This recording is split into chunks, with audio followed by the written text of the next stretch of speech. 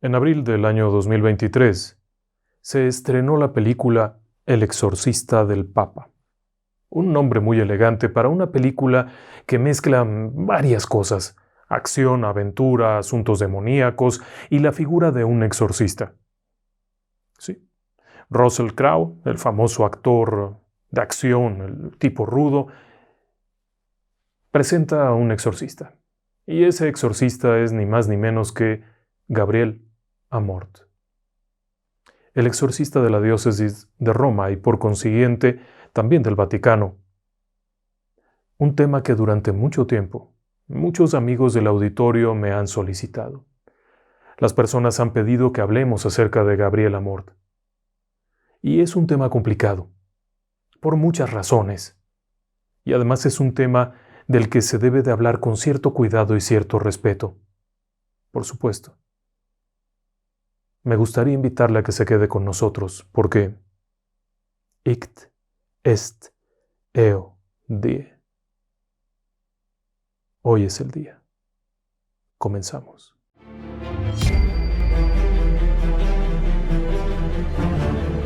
Relatos del lado oscuro. Fantasmas. Seres extraños. Sucesos inexplicables. Perversidad humana. Historias que otras mentes prefieren ignorar.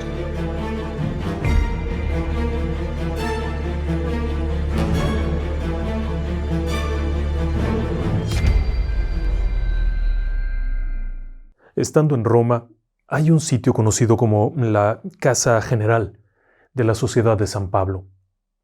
Es una casa donde viven sacerdotes y frailes que pertenecen a la Sociedad de San Pablo, una orden religiosa.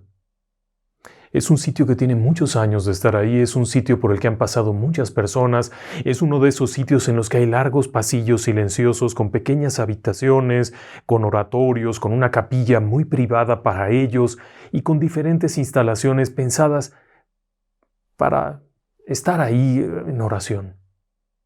Una de esas habitaciones es una pequeña habitación. Es una habitación absolutamente simple. Una cama, una mesita con una silla, un silloncito pequeño, numerosos cuadros, hay pequeñas imágenes religiosas de la Virgen, de santos, y una extraña colección. Una colección en la que se encuentran trozos de cadena, varios clavos, trozos grandes de vidrio, como de una botella rota. Se encuentran también otros objetos raros, con formas difíciles de explicar, piedras. Esta es la oficina y la habitación del padre Gabriel Amorth. Fallecido en el año 2016, el 16 de septiembre, Gabriel Amorth a los 91 años seguía ejerciendo el oficio de exorcista.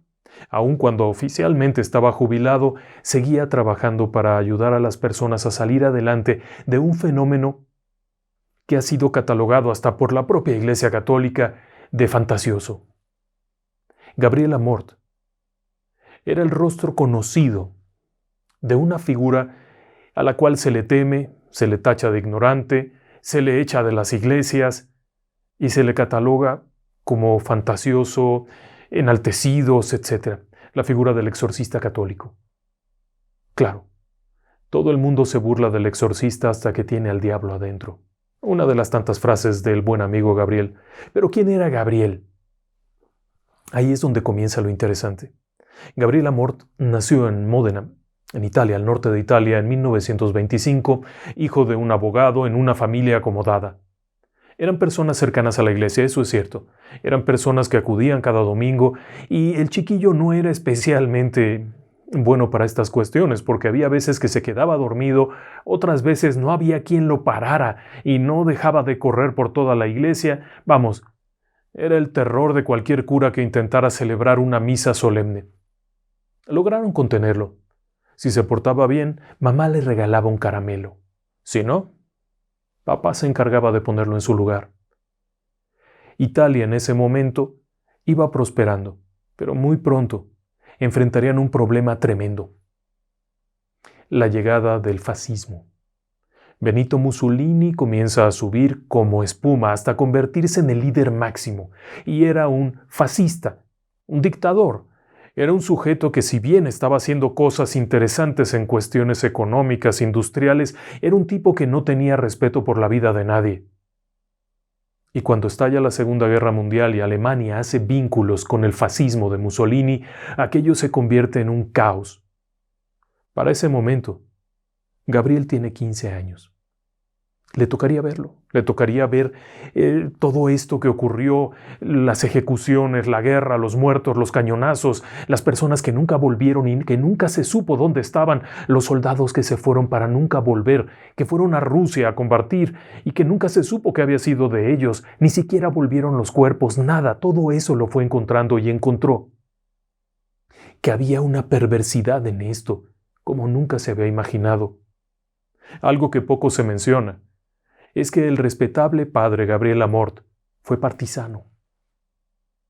Con 15 años se unió a las fuerzas de la resistencia italiana, el equivalente a los maquis franceses, pero en Italia.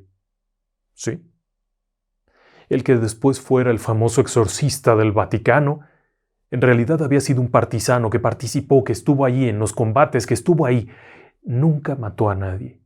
Pero era miembro de la resistencia, era informante y así se enteró de aquellas cosas horribles, de las ejecuciones en las cavernas, de los muertos abajo en Sicilia, de la gente que simplemente nunca volvieron a ver, de los horrores. Cuando se fue Mussolini llegaron los alemanes, cuando cazaban a los judíos, cuando mataban a los que se oponían, todo eso lo fue viendo. Después vio llegar a aquellos hombres vestidos de verde, que hablaban una lengua extraña, y que iban a matar y a morir. Después los fue viendo cómo se iban, y al paso del tiempo, la guerra terminó. Todo aquello fue quedando atrás, y el buen amigo Gabriel, que en ese momento tendría 20 años, pasaría a formar parte de una asociación política, cosa que por cierto no le gustó. Aquello era un desastre. Lo suyo no era la política, y entonces fue cuando sintió el llamado. Y al decir que sintió el llamado es que a él le gustaba la idea de ser sacerdote, de apartarse del mundo, de las cosas cotidianas, había tenido su dosis de mundo. Y es cuando decide entrar a estudiar para ser sacerdote. Y casualmente, y por una de esas vueltas del destino, cuando va al seminario resulta que no hay cuarto para él y lo mandan a la Casa General de la Sociedad de San Pablo. Y prefiere quedarse allá y se convierte en sacerdote. No sería tan fácil, ¿eh? No se ordenaría sino hasta 1954, casi con 30 años. Y su trabajo comenzaría a ser simplemente un sacerdote, un hombre que celebraba misas, bautizos, bodas, etcétera, que daba la unción de los enfermos, que todo esto. Pero tal parece que la vida le tenía deparado por ahí un par de detalles, porque fue capellán de la cárcel, de la famosa cárcel Regina de Coelis, en donde conoció nuevamente el horror y encontró personas raras, personas afectadas, personas que de un día para otro se transformaban en algo diferente. Había cosas aquí que no embonaban por ningún lado, pero él era un sacerdote común, uno de esos sacerdotes que jamás había visto un libro, que había sido escrito en 1614 y que se llama Rituale Romanum del exorcismo. Él no conocía nada. Y por lo tanto lo que veía lo entendía como la perversidad humana, herencia de la violencia de una guerra, de la destrucción, de la muerte, de los horrores vividos, toda aquella locura de alguna forma se reflejaba en esto.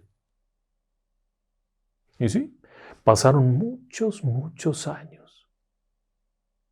Hasta que casualmente, en 1984, el obispo le pide que apoye a otro sacerdote.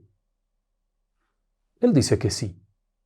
Ese otro sacerdote necesitaba un asistente para un sacramento que iban a impartir. Pues ¿por qué no? El problema es que ese sacerdote era Cándido Amantini, un exorcista. El exorcista, el hombre fuerte, el maestro. Y por supuesto, lo primero que vio Gabriel Amort no solamente lo impresionó, lo impactó, lo espantó, sino que lo llenó de curiosidad. Cándido Amantini era un hombre que gustaba de enseñar, de explicar. Era el tipo íntegro, limpio, sin mancha. Gabriel Amort rondaba ya los 60 años, así es que no era un chiquillo, había visto muchas cosas, había vivido muchas cosas, pero esto no. Y es ahí cuando comienza a integrarse a este grupo, a estas personas que no tenían una iglesia, que no eran muy bien vistas, a las que se les tachaba de fantasiosas, y es cuando se encuentra con cosas tan terribles como que hasta el propio obispo no sabía de lo que le estaban hablando. Era una época mucho más moderna en donde se pensaba que todo esto eran conceptos arcaicos, conceptos primitivos, conceptos absurdos que no tenían lugar en una iglesia moderna. ¿Cómo estar persiguiendo al demonio? Eso no tiene sentido, pero él lo tenía enfrente. Y no era un niño. No era un niño. Era un hombre que llevaba muchos años en el campo de la iglesia, en el trabajo cotidiano, cuando se enfrenta a esto. Y comienza a trabajar en ello. Para el 86 es nombrado exorcista.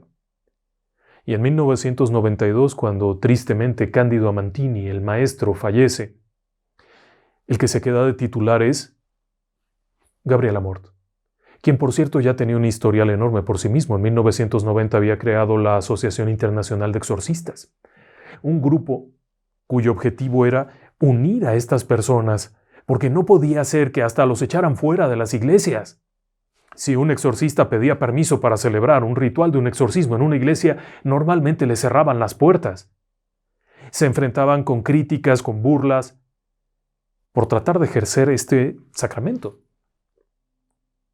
Y es ahí cuando comienza toda esta labor intensa, no solamente de realizar exorcismos, sino de dar a conocer lo que había ahí, de presentarlo, de decirle a la gente común y corriente, a la gente que va caminando por ahí, pero sobre todo al clero, que esto era real y que no solamente era imaginación. Y es cuando comienzan a conocerse algunos casos impresionantes. Uno de los tantos casos que menciona Gabriel Amort, aunque no fue un caso en el que él haya colaborado directamente, es el caso de una mujer a la que llaman Nadia. Por supuesto que no es un nombre. Se mantiene todo en el anonimato. Esta mujer vivió un episodio tremendo. Todo comenzó en 1978. Ella y su esposo tienen una posición desahogada. El esposo es empresario, ella también tiene trabajos, dinero no falta. Solamente que no pueden tener hijos. En ese año de 1978 finalmente les ha quedado totalmente claro que nunca van a ser padres de forma biológica. Así que deciden adoptar. Una sabia decisión. Habiendo tantos niños sueltos por ahí que no tienen un padre, una madre, ellos toman la decisión y la valiente decisión de adoptar 2 criaturas legalmente. Darles el apellido, darles un hogar, darles la felicidad que no tenían, etcétera, etcétera. Pero esto comienza a generar ciertos problemas. Dentro de la familia se generan un montón de pleitos, porque la realidad es que el esposo y la esposa, es decir, Nadia y su esposo, solían mantener a la mitad de la parentela. Todo el mundo pedía algo, todo el mundo recibía algo, y el hecho de que lleguen los chicos, bueno, aquello genera cierta incomodidad, ¿sabe? Ciertas cositas. No nos irán a dejar sin la ayuda, no nos irán a dejar sin el viajecito, no nos irán, etcétera, etcétera. Pero paralelamente con estos conflictos también comienzan a surgir otros problemitas. Nadia comienza a experimentar algunos malestares. Es una mujer joven y sin embargo está experimentando malestares raros. Estos malestares van a la par de otra serie de fenómenos en donde ella de pronto tiene cambios de humor repentinos que se atribuyen a problemas hormonales. Pero no encuentran un origen. Y también se enfrentan a otros problemitas, como repentinamente parece estar ausente, de repente pierde todo el ánimo, se le va completamente el ánimo. Era una mujer muy alegre, muy festiva, estaba encantada con los chicos y de pronto se empieza a ir para abajo, para abajo, para abajo, y poco a poco se va deteriorando y va aumentando esto. Después, cuando intentan llevarla a la casa de verano, tienen una casa de campo preciosa, en un lugar apartado, lindo, con árboles, pajaritos, un arroyo que corre por ahí, habitaciones amplias, el lugar perfecto para descansar, reírse con los chicos, verlos correr, brincar. Pero no puede descansar, la casa se ha vuelto tan ruidosa, tan incómoda. De pronto, En pleno día se escuchan puertas que se azotan, ya mandaron corregir esto, ya mandaron corregir lo otro, la llave del agua que se abre, el olor nauseabundo del drenaje, que no hay manera de quitarlo por más que traigan gente que limpie aquello sigue estando ahí todo el tiempo, la maldición de ese olor, al punto de que no pueden ir a la casa. Era su refugio, era el lugar romántico en donde podían ir ellos dos y todo aquello, bueno, un caos. Y al mismo tiempo se va deteriorando cada vez más, poco a poco. En 1988, 10 años después, su salud está precaria, tan precaria que le tienen que quitar la vesícula biliar, porque en realidad ya no saben qué más hacer. Y no funciona, por supuesto que no funciona, pero al mismo tiempo se van dando cuenta de una situación inquietante. Nadia era una mujer cercana a la iglesia, era una mujer que había sido criada en la fe católica, que era practicante de su fe, que asistía los domingos, que todo aquello, y de pronto ya no puede ir. Le causa repulsión, le causa rechazo, le causa ira. Cuando en la casa había una imagen religiosa, ordena que la quiten, por Dios, que esas cosas, y empieza a repudiar su propia iglesia al punto de que no puede entrar a la iglesia, arrodillarse y rezar, no puede, mucho menos, por supuesto, participar en la misa, comuniones, nada de esto. Es ahí donde el marido pide ayuda. Ha estado desde gastroenterólogos hasta psiquiatras, neurólogos, todo lo que ha pasado enfrente la ha revisado y no han encontrado una causa aparente. Y ahí fue donde comenzaron las oraciones. Primero, por supuesto, se establecen los protocolos médicos, revisión psiquiátrica, neurológica, entrevista con psicólogo, para determinar que ahí no hubiese algo más, algo físico que se les hubiera olvidado o pasado, pero es por supuesto cuando se pronuncian aquellas palabras cuando las cosas se ponen feas, porque al momento que el sacerdote exorcista toca su hombro y pronuncia Ict est eu Dio, la mujer grita, se retuerce y comienza a gritar, porque aquel hombre le acababa de decir, este es el día, en relación evidente a que iniciaba el exorcismo, se había autorizado, y el exorcismo fue una cosa brutal. No levitaba, no flotaba por los aires, pero no había manera de contenerla. Era una mujer menuda, y entre 5 personas era imposible contenerla. Apenas iniciar las oraciones, aquello se iba volviendo cada vez más complejo, y conforme fue pasando el tiempo, cada rito se volvía más extraño, más difícil, más violento. Era evidente, a los ojos de un exorcista, que estaba progresando. Contrario a lo que cualquiera pensaría, que esas exhibiciones de fuerza y de brutalidad no eran señal de victoria, sino de derrota, era todo lo contrario. Aquello que estaba en esta mujer intentaba esforzarse por lucir atemorizante, por evitar aquello, pero el exorcismo siguió, y siguió, y siguió. Y poco a poco, esta mujer iba retomando cositas de su vida. Poco a poco ya podía entrar a una iglesia, poco a poco ya podía pronunciar una oración, ya podía acercarse. Y es cuando, obviamente, aquello que estaba dentro de ella se ve vencido y de alguna forma intenta negociar. Relataba Gabriela Mort en este texto que el exorcista se enfrentó con una sorpresa porque de pronto aquello que habitaba la mujer le pide permiso para marcharse, para irse, para dejar a esta mujer a cambio de que le permitiera quedarse con los otros 6. Cuando el sacerdote exorcista pregunta quiénes son los otros 6, resulta que aquella entidad, aquello que estaba ahí, le revela que hay 6 familiares que se quiere quedar. El sacerdote, por supuesto, que no acepta semejante trato y continúa con el exorcismo, que, por cierto, se complicaba. Y se complicaba porque ahora había que romper por completo cualquier vínculo que tuvieran estas presencias demoníacas con esas 6 personas. Pero el hecho de ya saber que había estas personas ayudaba. De otra forma, no habrían podido ayudarlas, no habrían podido salvarlas. Porque parte del problema es que esta mujer había perdido completamente el deseo de vivir. Los demás lo sufrirían en algún momento.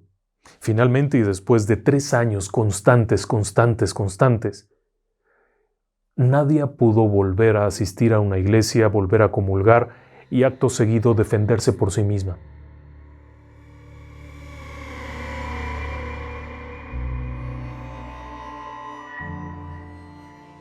Pasados 4 años, fueron suspendidos los exorcismos. Ya no eran más necesarios. Pero a lo largo de esos 4 años se pudo reconocer el origen del problema. El origen del problema, tal como se imaginará, era una especie de hechicería. Alguno de los parientes que se había visto afectado por la adopción de los chicos había buscado venganza y al mismo tiempo había buscado dañar a Nadia, acabar con ella, quitarla del escenario porque ella era la que deseaba a los chicos más que nada en la vida, así es que había que quitarla para que entonces este hombre pudiera ser nuevamente manipulado y volver a tener la bonanza económica. Pero además había otro problema, y es que la casa de campo, esa donde iban para encontrar la paz y la tranquilidad, había sido escenario también de artes oscuras. Había objetos ahí. Durante un ejercicio de liberación, una bendición, se pudo encontrar que había numerosos objetos que habían servido durante cultos hacia el oscuro, hacia el Señor de las Tinieblas. Lo que reforzaba con esta presencia de objetos malditos, reforzaba la presencia demoníaca en Nadia. Se pudo romper todo eso. Y finalmente, lo poco que se sabe de ella es que todo marcha bien, los chicos crecieron, se volvieron personas de bien, y en cuanto a los familiares, bueno, eso es diferente, quién sabe qué les haya pasado.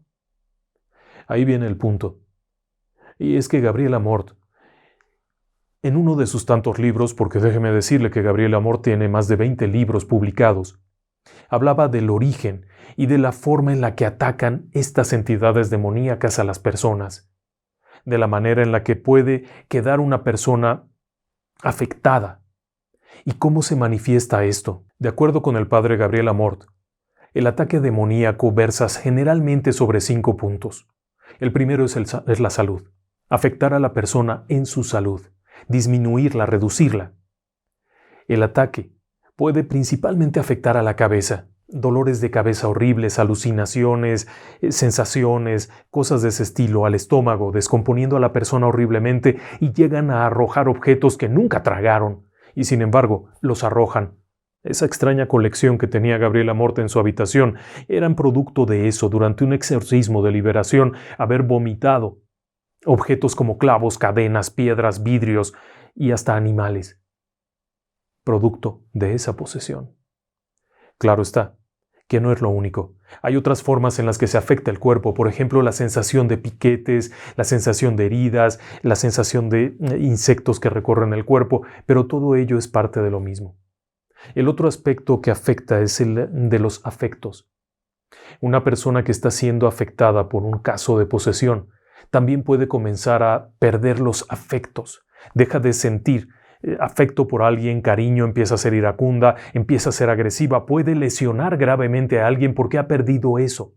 La empatía, la sensibilidad hacia otras personas se va perdiendo y llega a ser tan marcado que pueden matar a otras personas estando en ese trance. Y después viene lo de los negocios y los bienes.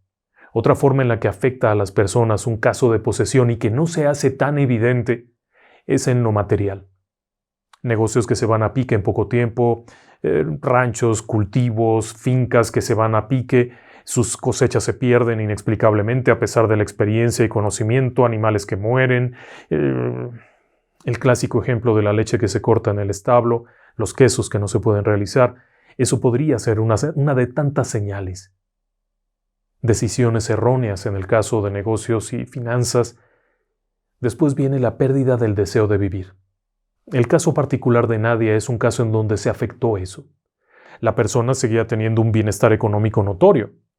Seguía sintiendo afecto por su esposo y por sus hijos, pero perdió el deseo de vivir. Hasta el punto en el que en un par de ocasiones intentó quitarse la vida. Pero no de esa manera, simplemente dejando de comer y de beber agua y cosas de ese estilo. Y por último, el deseo de morir, que no es lo mismo. Una cosa es perder el deseo de vivir y dejarse ir, dejar que todo pase, encerrarse en ese mundo, y otra cosa es buscar la muerte. Y ese es otro de los casos extremos que se presenta con mucha frecuencia en los ataques demoníacos. La persona busca acabar con su vida. Ya sé que también hay otro montón de efectos completamente lógicos, naturales, psicológicos o psiquiátricos que llevan a lo mismo. La dificultad está en diferenciar una cosa de otra. Eso soy muy claro. Estamos conscientes al igual que lo dice la Iglesia, que una persona antes de pensar en un exorcismo debe de ser valorada por especialistas, pero por especialistas de a de veras, y no por fantasías. Le platico otro caso, el caso de Giancarlo. También Gabriel Amorth relata ese caso, y en ese caso él sí participó. Giancarlo era un seminarista de 25 años. Estaba estudiando para ser sacerdote.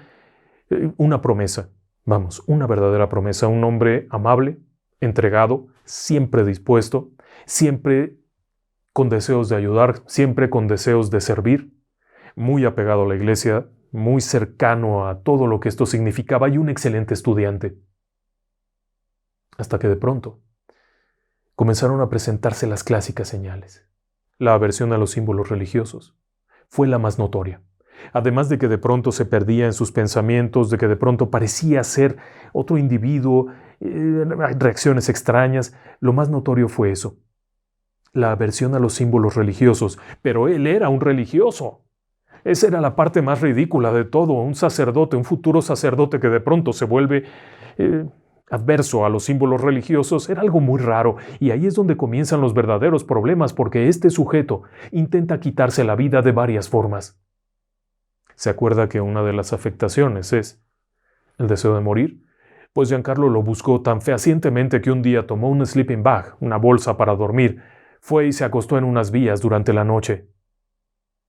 Para su buena fortuna o quizá la protección divina, como usted quiera verlo, el tren pasó en la vía de al lado. Tomó su sleeping bag y se cambió de vía. Había cometido un pequeño error. Pero cuando esperaba que la muerte llegara, el tren que pasó en sentido opuesto pasó en la vía anterior, y así durante la noche cambió 3 o 4 veces de vía buscando encontrar una en la que pasara el tren, hasta que finalmente amaneció y tuvo que irse de regreso al seminario. Pero ahí las cosas no mejoraron. De acuerdo con los testimonios de los demás compañeros, este hombre estaba ausente, tenía repentinos ataques de ira, en donde comenzaba a arrojar cosas, a golpear, a romper, y tenía una fuerza tal que era difícil entre 5 o 6 personas contenerlo, y mucho más cuando intentaba lanzarse al vacío desde la ventana de su habitación. Era casi imposible contenerlo, el deseo frenético de tirarse al vacío desde un cuarto, un quinto piso, era evidente, hasta que finalmente comenzaron los exámenes. Había que saber qué ocurría. El primer psiquiatra determinó que podría tener algún trastorno relacionado con tal y tal y tal, y que quizá con unas píldoras, y no funcionó. Tenían que mantener guardia 24 horas junto a él para evitar que se lanzara al vacío. Se pensó en enviarlo a una clínica psiquiátrica por instrucción del primer psiquiatra, recluirlo, mandarlo a una clínica psiquiátrica, a un lugar donde lo internaran para que no se dañara. Se pensó que podía ser un caso de esquizofrenia severa. Se buscó una segunda opinión. Y al mismo tiempo se buscó la opinión de un exorcista, el padre Gabriel Amorth, quien rápidamente y después de 3 o 4 intercambios de palabras aconsejó al obispo que este era un caso real, que este era un caso fuerte. Sin embargo, el obispo determinó que era preferible hacer una segunda opinión psiquiátrica.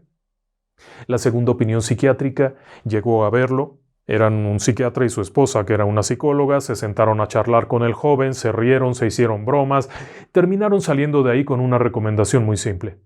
Este joven lo que tiene es un cuadro de histeria, necesita relajarse, salir de aquí, necesita ver la vida, ver el mundo, tener una novia, la. Se acabó. Entonces Gabriel Amorth hizo una nueva observación. ¿No cree usted que sería prudente una tercera opinión? A lo que el obispo dijo, ¿por qué habría de pedir una tercera opinión? ¿Qué sentido tiene? Ninguno de los 2 psiquiatras había hecho exámenes de sangre, de química sanguínea, para determinar siquiera si este hombre se había metido anfetaminas o algo. Nada. No habían hecho un electroencefalograma, no habían hecho una resonancia, no habían hecho algo para determinar si había un trastorno físico, eran sus opiniones. Así que finalmente se aceptó a un tercer psiquiatra que conocía del tema, un psiquiatra de la iglesia, alguien que sabía lo que era el fenómeno demoníaco. Por supuesto que ordenó los estudios pertinentes, de la cabeza, de la sangre, electroencefalograma, análisis de esto, análisis del otro, la resonancia o lo que hubiera en ese momento, para demostrar que ahí no había una causa física. Y después Vino el estudio psicológico que demostró que ahí tampoco había una causa psicológica. Y se autorizó el exorcismo. No fue sencillo, por supuesto. Un exorcismo a un hombre que ha estado afectado de esa manera no era algo sencillo. Era un caso dramático en donde presentaba fenómenos de todo tipo, desde objetos que caían, cosas que volaban, múltiples voces que simultáneamente hablaban una sobre de otra, sansonismo, fuerza. Hay quienes aseguran que se levantó sobre la cama donde estaba unos 20 o 30 centímetros. Gabriel Amorth confesaría que eso lo hacen los demonios solo para presumir, que en realidad no tiene ninguna función, que lo hacen para presumir, para espantar un poco al exorcista, pero que no hay que hacerles caso, y él siguió adelante con el ritual. Pero como le digo, esto no es fácil. El ritual tomaría mucho tiempo. En este caso particular, alrededor también de 4 años. Cada semana, un exorcista de la diócesis, es decir, un exorcista local, se encargaba de ir a hacer el ritual del exorcismo, y una vez al mes, Gabriel Amorth se incorporaba para realizar también el exorcismo. Durante todo este tiempo estuvo vigilado 24 horas al día para evitar que se quitara la vida. Después de 4 años, finalmente pudo seguir adelante con su vida y se convirtió en sacerdote. ¿Quién estaba ahí dentro? Múltiples presencias. Múltiples. De alguna forma. No había sido por un encantamiento. No había sido por una brujería ni nada de eso. Había sido por el rechazo de su propio padre. Cuando este joven, al que le pusieron por nombre Giancarlo solamente por ponerle un nombre, podía ser simplemente joven y ya. Obviamente es un nombre falso, ese no es el nombre. Pero al nacer, su padre había renegado acerca de esto. Desde la propia concepción, cuando la madre se entera de que está esperando bebé, no se lo dice al padre porque el padre le ha prohibido concebir un hijo. Y si se entera que está esperando un hijo, la hará que lo pierda. Y ella no lo desea, ella desea conservar al bebé, desea todo el tiempo que ese niño sea alguien. Y bueno, el padre cuando se entera de que está encinta y de que ya está muy avanzado el embarazo, ya no hay forma de perderlo, reniega del bebé. ¿Y sabe algo? Ese renegar es equivalente a una maldición. El desear que esa criatura estuviera muerta le quita la protección primaria. La principal protección de un bebé recién nacido está en los propios padres, en el afecto, en esa coraza protectora que evita cualquier asedio, cualquier acecho. Esta criatura estaba entregada a la oscuridad desde el propio nacimiento. Con el paso de los años fue progresando y cuando se acerca el momento en el que ya se vuelve un hombre de iglesia, un hombre de Dios, aquello estalla por completo y busca matarlo. ¿Se acuerda que le decía que hay diferentes formas? El exorcismo terminó bien, este hombre finalmente pudo ser sacerdote y seguir una vida conforme lo había deseado. Pero el daño había sido inicial. Y es ahí donde comienza todo esto. Ahora, ¿cómo se hace un exorcismo? Hay una serie de reglas que están consignadas en el antiguo ritual romano. Gabriel Amorth siempre se quejó del nuevo ritual del exorcismo. En los años 70, cuando termina el Concilio Vaticano II y se hacen las publicaciones y todos los arreglos, después de que Pablo VI hubiese convocado al Concilio Vaticano II, le tocaría a Juan Pablo II el finalmente autorizar muchos de los cambios. Y uno de los cambios era el ritual del exorcismo. Gabriel Amorth opinaba que les habían quitado el rifle a los soldados, porque aquello no servía. Afortunadamente, y en base a tantas protestas, se les permitió seguir usando el ritual antiguo. Pero el ritual antiguo lo que decía era cómo se hace un exorcismo. Y esto era muy importante. El exorcismo, de acuerdo con lo que explica Amorth, tiene el poder de quitarle un cuerpo al demonio, en tanto que la confesión y los sacramentos quitan el alma al demonio. Pero para ello se requiere un cuidadoso proceso. Hay 21 normas que se deben de respetar. No cualquiera lo puede hacer. Y tiene que tener experiencia en lo que está haciendo. De ahí que los exorcistas se preparan con otros exorcistas durante algún tiempo. No es una casualidad ni es gratuito. Y una vez que comienza aquello, hay varias normas también. Por ejemplo, no se deben de preguntar cosas así nada más. Lo primero que se debe de preguntar es el nombre. El nombre. Y es algo que es un tanto ocioso porque los ángeles y los demonios no tienen nombres.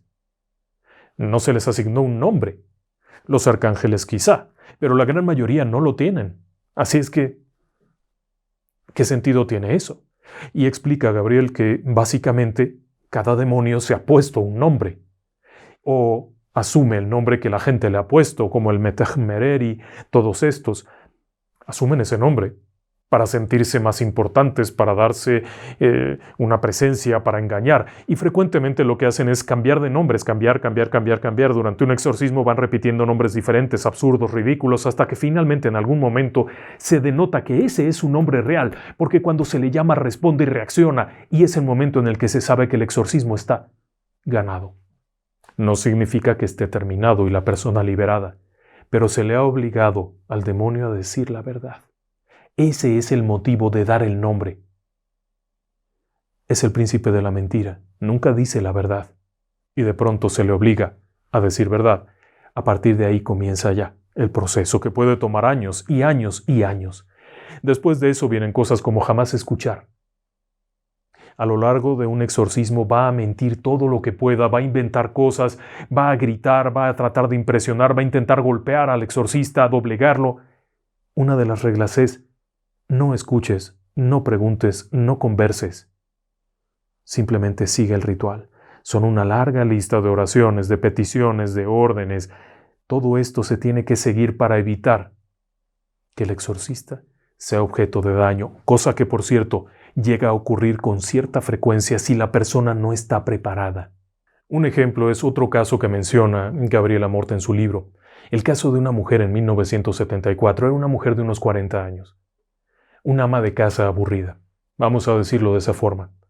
Había sido criada en el seno de una familia muy religiosa, había sido ingresada en una escuela, en un internado de monjas, en donde todo el tiempo había oraciones, rezos y demás. Cuando sale de ahí, poco después de haber terminado los estudios, contrae matrimonio, espera bebé y el esposo la aparta de la vida laboral para que se encargue de los bebés, con lo que se queda en casa con 3 o 4 hijos, con una vida completamente cerrada, en donde no había alternativas salvo lo que íbamos a comer hoy y la ropa que le ponía al niño, pero al punto tal que incluso durante las vacaciones, lejos de llevarla a la playa o a algún lugar bonito, o simplemente irse de románticos un fin de semana, comienzan a ir a casa de los suegros, allá en el campo, en un lugar solitario y apartado, para que los niños vean a los abuelitos. Está bien, lo reconozco, pero también hay que darle un poco de placer a la vida, y aquí no lo había. En medio de ese tedio, de esa pereza cotidiana, de esa desesperación, encuentra un día un anuncio en una revista de modas. Es un anuncio pequeño que invita a unas reuniones como de superación personal. Algo así, en donde se reúnen personas para platicar y todo eso, y a ella le atrae, y se va para allá. Logra conseguir que le permitan ir a las reuniones, en donde, por cierto, hay práctica de yoga, meditación, cosas que habitualmente son totalmente sanas e inocuas, así que no hay problema, va para allá. Y claro, aquello no era nada más lo que parecía, había mucho más ahí. Y esta mujer era el candidato perfecto, una ama de casa aburrida. En este sitio muy pronto comienzan no solamente aquellas reuniones de superación, de charla, de plática, sino que saliendo vas y tomas la copa, y después de la copa, bueno, otra copa, y luego pasan días en los que ya no hay ninguna reunión de nada y es la pura bebida y el puro alcohol, y luego viene detrás de eso drogas y sexo.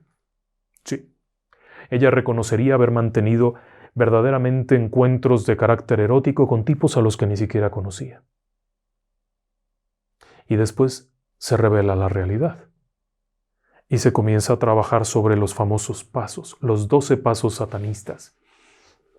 No se trataba de una organización de conocimientos orientales, no se trataba de una asociación de yoga ni nada de eso, era una secta satánica. Y ella estaba dentro y ¿sabe qué? No se retractó. El primer paso era quemar la boleta de bautizo, una cosa muy simbólica. Después de eso seguían otros pasos como pisotear una cruz, escupirle, blasfemar, pisotear santos, pisotear vírgenes antes de entrar a la fiesta y todo esto. Después venían ya los reproches, renegar de la iglesia, para después ir hacia cosas más oscuras como aceptar un padrino en la secta, el nuevo bautismo de la secta, jurar lealtad al Señor de la Oscuridad, ser bautizada para el Señor de la Oscuridad y finalmente participar en misas negras, en donde, por su cercanía con la Iglesia, ella podía proporcionar la hostia consagrada, que sería profanada en el ritual de la misa negra, que es una burla, una parodia de la misa católica, y en el ritual de las 15 horas. Solo que este se hacía de madrugada. En medio de toda esta situación, ella recorrió todos los pasos, uno tras otro. Lo siguiente era aceptar. Y aceptar se convertía en una especie de integración. Es un fenómeno del que se habla muy poco. Hay quienes le llaman posesión total, hay quienes le llaman integración. El proceso en sí es la aceptación ya no solamente de la posesión demoníaca, sino prácticamente convertirse en uno de ellos. Cuando llega ese momento, ella siente miedo.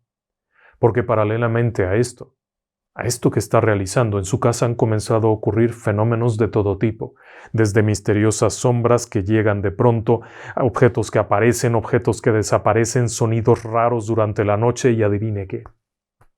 El olor. El nauseabundo olor aquel. Su esposo está consternado por todo lo que ve, por cómo se está autodestruyendo esta mujer, por todas las cosas horribles, y es cuando ella decide arrepentirse. Se puede arrepentir. Increíble, pero cierto. Y es cuando acude a la iglesia a pedir consuelo, a pedir ayuda. Y tras varias pruebas e investigaciones, se autoriza un exorcismo. Pero el primer exorcismo fue un fracaso total. Y al decir total es porque ella no solamente siguió adelante, regresó inmediatamente a la secta, sino que su entorno se volvió caótico y cualquiera que intentara acercarse recibía su dosis de estas cosas. Y más aún, el propio exorcista resultó afectado. Algo no había funcionado bien, pero la respuesta de la secta fue sumamente violenta, a lo que ella tuvo que continuar. Y conforme veía más de estas cosas horrendas que estaban ocurriendo, decide pedir ayuda nuevamente. Y es cuando vuelve a ocurrir aquello. Se autoriza de nuevo, pero nuevamente es un desastre. Y tras de ella vienen un montón de problemas, fenómenos que inclusive afectaron al propio exorcista que había sido asignado, porque ignorantes de lo que ocurría en el entorno, ella no reveló la información completa, no dio santo y seña de todo lo que había pasado, así es que aquellas personas en buena fe fueron a ayudarle y resultaron afectadas, pero todo se volvió caótico. Ella intenta quitarse la vida, pero no lo logra.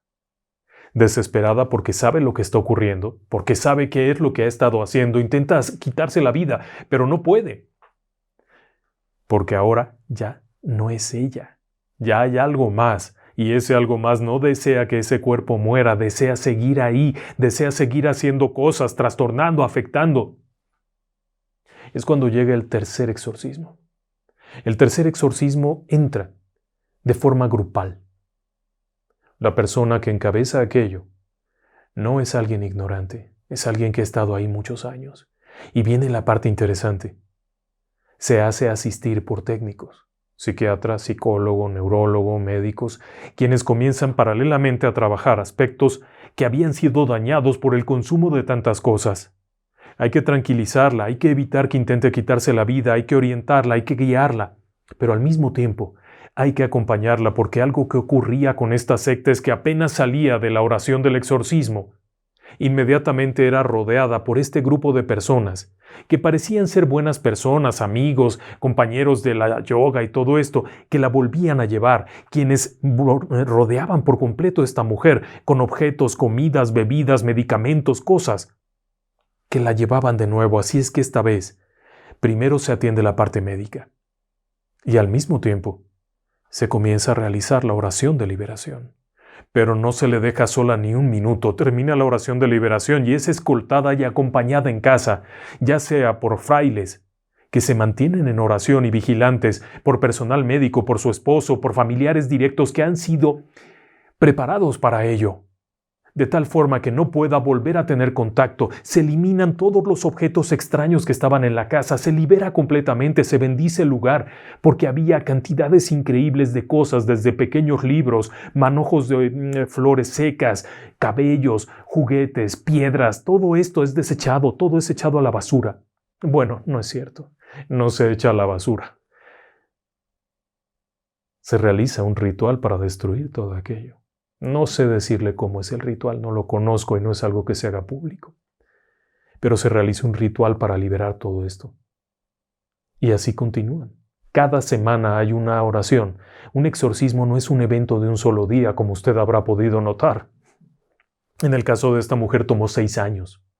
6 años cada semana.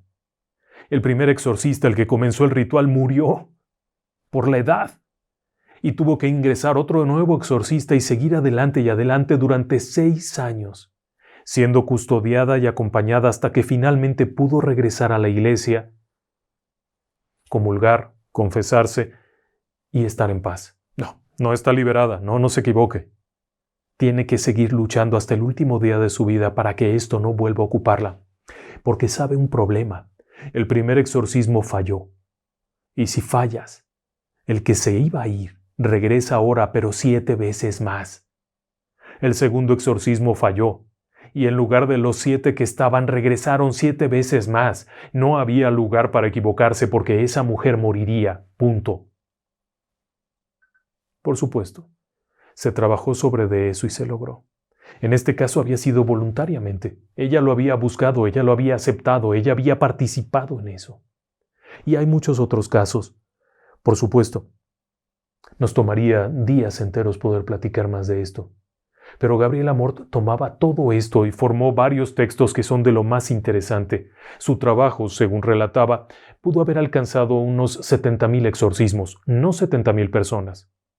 Se refiere a oraciones. Un exorcismo se compone de una oración en cada ocasión.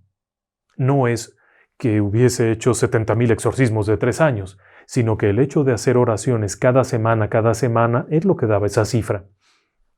Él aseguraba que el 98% de los casos no eran reales. Eran personas que buscaban algún consuelo, que creían en algo por haberlo leído, por haber visto un video de YouTube, aunque a él no le tocó como tal, pero bueno, cosas así que no eran reales. Pero cuando de pronto al contestar una llamada telefónica quien le platicaba, escuchaba una frase en latín y podía interpretarla, y podía responderle con una voz diferente, había que trabajarlo. Ese 2% era el que más trabajo requería.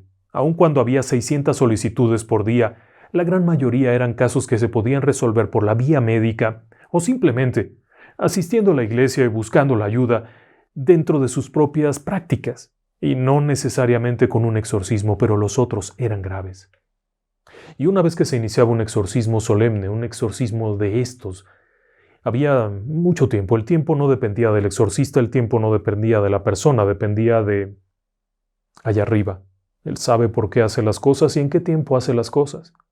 Pero cuando se lograba, cuando era el momento, había ciertas señales. Una de ellas, por ejemplo, era el aviso del propio demonio o de los demonios de la fecha en la que se irían, cosa que nunca cumplen. Pero ya era un indicio de que se estaba venciendo. Otro, que curiosamente es el que más desconcierta, es que cuando se está logrando una ventaja, cuando se está avanzando en la oración, normalmente las reacciones se vuelven mucho más violentas, que es una buena señal. Y es ahí cuando se presenta el sansonismo.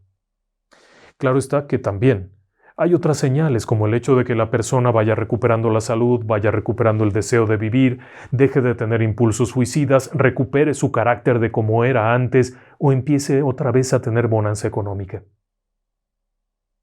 Finalmente, es un largo camino, es un camino lleno de obstáculos, porque la propia iglesia no siempre es favorable. A Gabriel Amorth y a sus fieles asistentes, Rosa y Cristina, 2 mujeres que lo han ayudado desde que estaba con Cándido Amantini, los han corrido ni más ni menos que de 23 iglesias, en donde no los dejaron entrar más, porque la gente no sabía de lo que estaba hablando, les daba miedo, etc. Así que enfrentan eso. Ese largo camino tortuoso, porque es enfrentar a un enemigo formidable cuando quizá los propios aliados no sean tan aliados. En algún momento Gabriel Amorth relacionó una serie de noticias y de cosas de la iglesia diciendo que quizá el humo del infierno había entrado al Vaticano. Pero independientemente de eso, Gabriel Amorth también tenía lo suyo. Por ejemplo, aquella vez que, cuando va acercándose a un poseso, el poseso se le queda viendo con una mirada rara, con miedo, y Gabriel Amort le pregunta, ¿sabes por qué el diablo me ve y huye? Aquel hombre responde diciendo, no, porque estoy más feo que él, y se ríe. Solía jugar bromas de ese estilo. Y por supuesto, cuando se le preguntaba si tenía miedo al demonio, él respondía que no, que él tenía fe y con eso. No lo sé. Faltaron muchas cosas de contar. Quiero pensar que habrá tiempo de volver a platicar de esto y de platicar de nuevas historias, porque el padre Gabriel Amort es uno de esos símbolos de la fortaleza, de la entereza, que vale la pena volver a retomar. Muy buenas noches. Gracias por haberme acompañado. Nos escuchamos muy pronto.